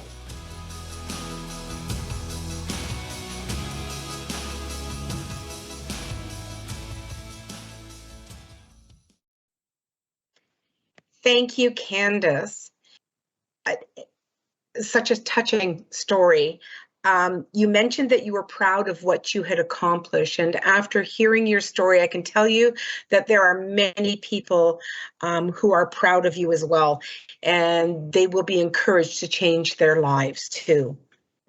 After hearing Candace's story, I hope you will agree that initiatives like the New Beginnings Loan Fund are vital and should be available when women in our community need that additional support. Our 50-50 draw is now closed. Our winning ticket number will be announced at the end of our program this evening. And now it is time to find out who our Images of Hope Award recipient is this evening. To make this announcement, we have Colleen Wake, United Way 2021 sponsored employee from GM Local, Unifor Local 88, and lifelong friend of our winner. Good evening, everyone, and thank you for joining us for tonight's celebration. My name is Colleen Wake, and I'm the sponsored employee from GM Cami Assembly in Ingersoll, and a very proud member of Unifor Local 88. I have the distinct honor tonight of introducing this year's Images of Hope winner. The Images of Hope Award is presented annually to someone who has shown a lifelong dedication to their community, to improving the lives of those around them, and for having worked tirelessly in numerous ways for the United Way and our community. It feels like an honor to make this introduction, and tonight it's even more meaningful to me because I've known the recipient and been witness to his activism, dedication, and passion for, well, almost 40 years. I cannot believe I just admitted that. This year's Images of Hope winner has fought to keep the people of our community safe in their workplace, and that passion for health and safety will undoubtedly come through in his remarks tonight. You see, the thing about this winner is he tends to play down all of the incredible things that he has done to demonstrate his local love. From an early age, our winner has always been involved in helping others in some way. As a young father, he tried to make sure he instilled that same community mindedness in his children. And now he continues that tradition with his grandchildren. And he's done this in a large way through demonstrable action. In fact, when I think of the word activist, I can't help but think of our winner. I don't recall a picket line that I haven't seen him support. He sometimes even takes his activism to the extreme. Like one time, when fighting for his members across the province, he even managed to get himself a trespass order from Queen's Park. His ability to help people understand the root of a problem and then to motivate them to action is second to none. But he doesn't stop there. He also cooks tons of wieners for the Labor Day picnic every year, and he takes on the physical job of putting up and taking down a ridiculous number of election signs every election. He helps renovate the facilities at Stevenson Camp, and he demonstrates his dedication to inclusivity by participating in the Pride Parade each and every year, among countless other things that he does. One example, a while ago, and when I say a while, it's more than a decade or two, so I'll try not to be too precise. The Canadian Diabetes Foundation hosted an event at the Delaware Speedway, and part of that evening was a show of strength put on by none other than our winner. He spoke very eloquently about preventing diabetes and how people could get involved in helping out. And then he did a couple of incredibly heavy deadlifts and topped it off with pulling a couple of huge trucks down the front straightaway. Not long after that, he put those same skills to use for the United Way.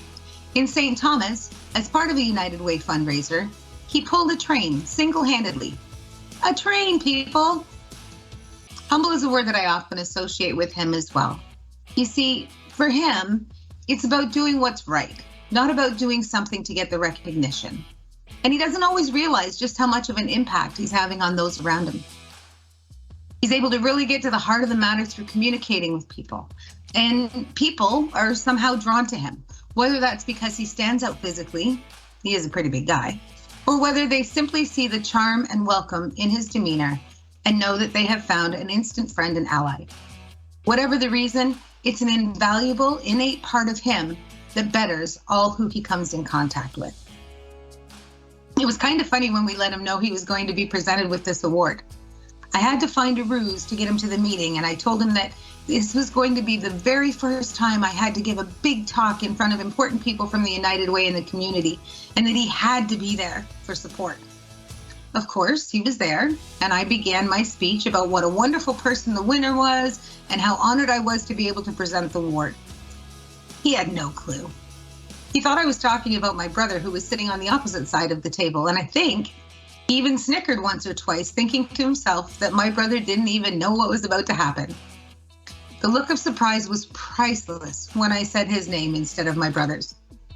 So without further ado, sisters and brothers, friends, it's my great honor to present the 2021 Images of Hope Award to Len Elliott, with 2 L's and 2 T's. Congratulations, Len.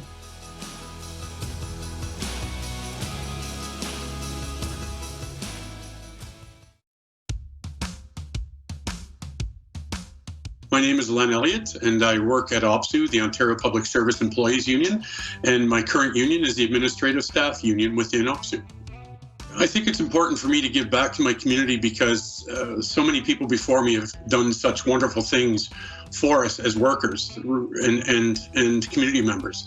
And we have to remember that when it's time to give back or it's time to be called upon as individuals, we need to step up and try and do things for our community and for others at all times. I'm most proud of the impact that I've had because of others, as I said before, that came before me, but most proud of the fact of health and safety impacts within our community and workplaces in Ontario, in the area where I live. And one of the most important things that I ever did was in being part of the expert panel when 5 workers fell off the side of a building on Christmas Eve, 2009. 4 of them died, 1 injured for the rest of his life. There was some change that came about as that. And I was part of a committee in Labour that worked towards changing legislation that affected over 7 million workers in Ontario. And I have to say that was one of my proudest but privileged moment and an honor to be a part of on behalf of workers in Ontario. And it made significant change to the health and safety and protections for Ontarians. I think it's important that, ask questions. First and foremost, just before being an activist, you need to ask questions in your workplace. It's important to make sure you're informed because, my forte is health and safety, obviously. Protecting yourself and others and stepping up and speaking up. I was a young 21-year-old in a plant asking questions and literally refusing to do work. And I can tell you that's a hard choice. When and I was a father at the time, you are going home to feed your family and potentially speaking up makes you go home permanently because the employer doesn't like it. Well, I'm here to say we need to step up, and in order to we don't all have to be activists, but we all have to ask questions to protect ourselves and others within our workplace. And then if you're thinking of being an activist and stepping up further, get involved, ask questions. How do I join? If it's a union person, how do I get involved in my union within my workplace? Because remember, it's our union, it's not the union. We always have to remember that. So take some ownership in that. If you're not in a unionized workplace at this time, maybe try and get a union is another piece. But again, ask questions of your management and hold them accountable to your health and safety and doing things within your workplace. What we did was we educated and spoke with workers, and when we had questions from workers, we sought out and got the answers for them on various things, just as I've done for 30 years in health and safety. Different topic in this terrible pandemic that we're in, but as questions came in for the workers, from members and workers, etc., we sought to get the answers and we sought to seek improvements in health and safety. Knowing that this was new in all of our workplaces, never experienced on this level before.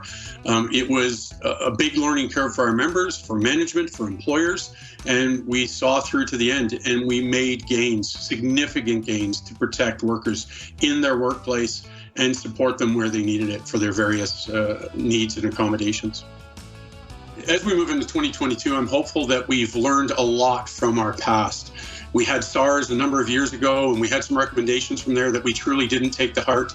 I hope governments listen to, some of the downfall that happened, some of the mistakes that were made in the past that we're seriously learning from. We've lost a lot of lives during this pandemic that were unnecessary. And as we get into 2022, I hope that we continue to learn. But more importantly than that, I hope that we never go down this path again of having the mistakes I'm not sure we can avoid a global pandemic in the future, whether that's a year or 10 years from now.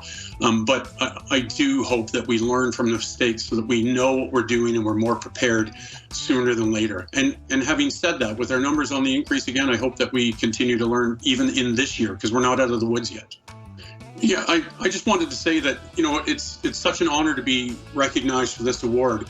But if it wasn't for so many people that came before me and taught me and, you know, put their hand out and say, hey, I think you might be good at this.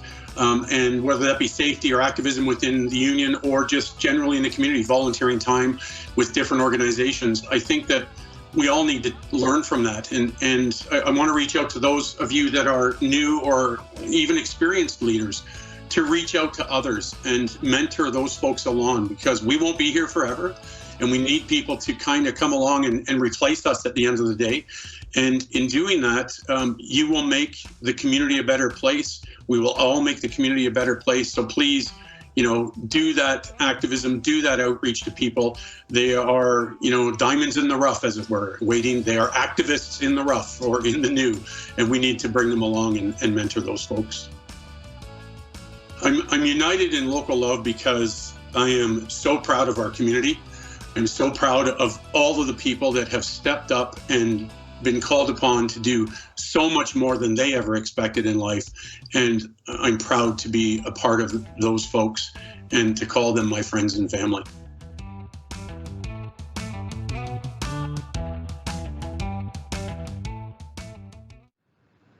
Congratulations to you, Lynn, and sincere congratulations to all of this year's winners. It was so great to hear from most of you, and hopefully Gary and Barb, we will hear from you in the future.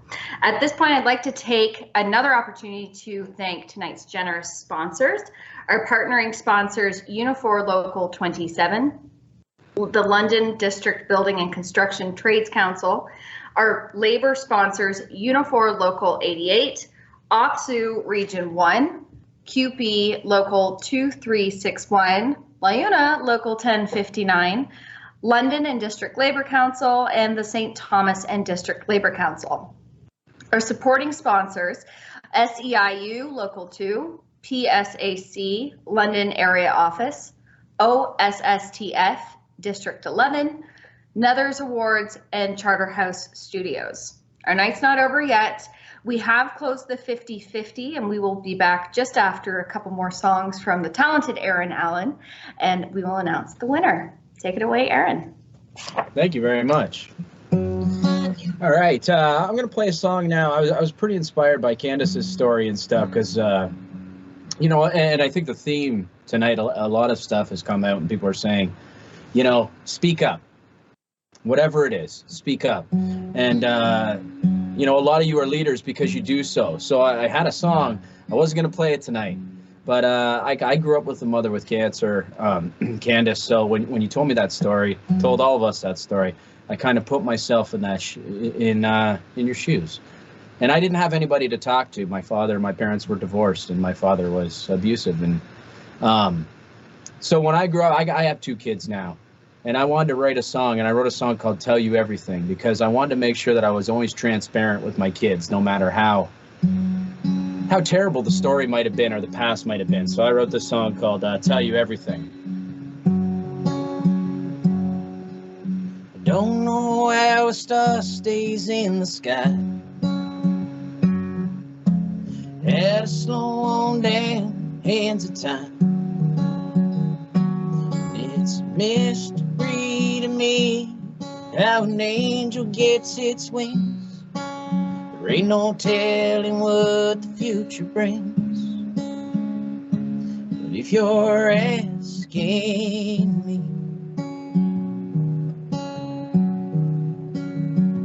tell you everything you want to know about holding on. Hey, letting go, teach you in a rough when to stand your ground, how to do it on your own when I'm not around. So if you're asking me, I'll tell you everything.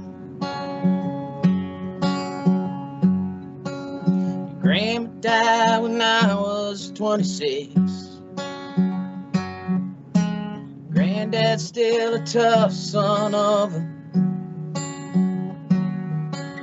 Took a while to understand. Prison never saves a man. Now it's just part of who I am. So if you're asking me, I'll tell you everything you wanna know about holding on. Hey, letting go. Teach you when to run, when to stand your ground, how to do it on your own. And I'm not around, so if you're asking me, I'll tell you everything.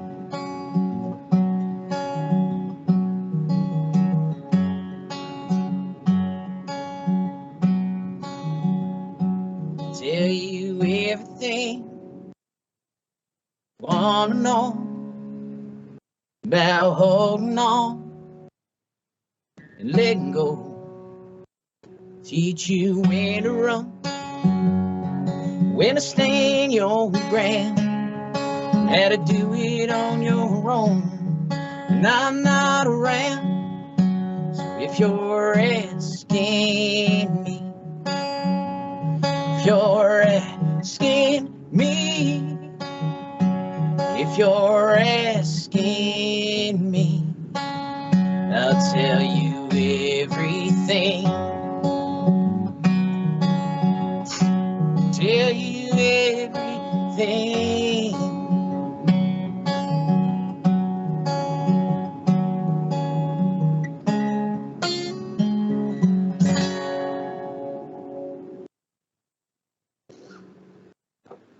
Thanks. So it was hard to make ends meet when we were kids. You know, we probably could have used the United Way a couple times over the years. And, you know, I don't know what people think about me and stuff like that. So I don't usually talk about stuff like this, but I come from many of the, you know, these stories that you're telling. They relate to me because I lived that too.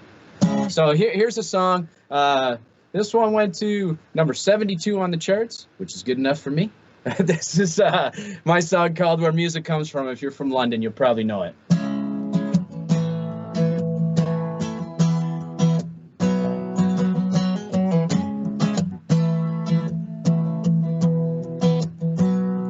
You got $1, I got a jukebox. Let's get this home, singing along. If you got a record, I got one better. Hand me that guitar, play you a song. It's 4 chords, someone sing a melody. It's a throwback to the way it used to be. It's a lyric, it's a line, take you back in time to the soundtrack of you and I. It's in my bones, it's in my blood. It's that sound growing up. I feel it deep down in my soul. Yeah, that's life come through the stereo. It's that needle on a vinyl, get you every time, get your heart beating like a drum. That's where music comes from. Remember that old jam that you were spinning? I was too busy running red lights. Life is a highway, it had me driving way too fast to get you home on time. It's in my bones, it's in my blood. It's that sound growing up. Feel it deep down in my soul. Yeah, this life come through the stereo. It's that needle on a vinyl, get you every time, get your heart beating like a drum. That's where music comes from. That's where music comes from. Oh, yeah.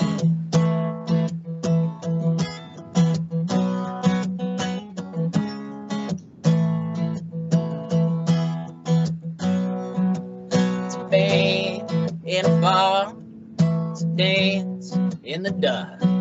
Everything that I know comes from those 12 notes. It's in my bones, it's in my blood. It's that sand going on. I feel it deep down in my soul. Yeah, that's like going through the stereo. It's that needle on vinyl, get you every time, get your heart beating like a drum. That's where music comes from. That's where music comes from. That's where music comes from.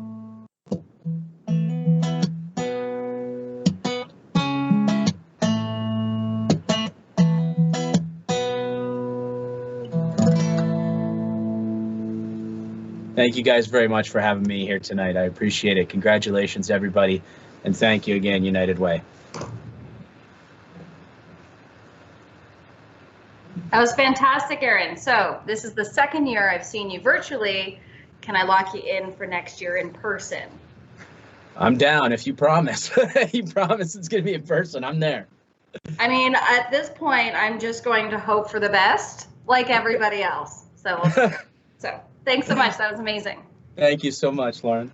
All right, everyone. We are at the end of the night. However, I've got a big announcement to make. I have the winner of the 50/50 award. So everybody get your tickets out.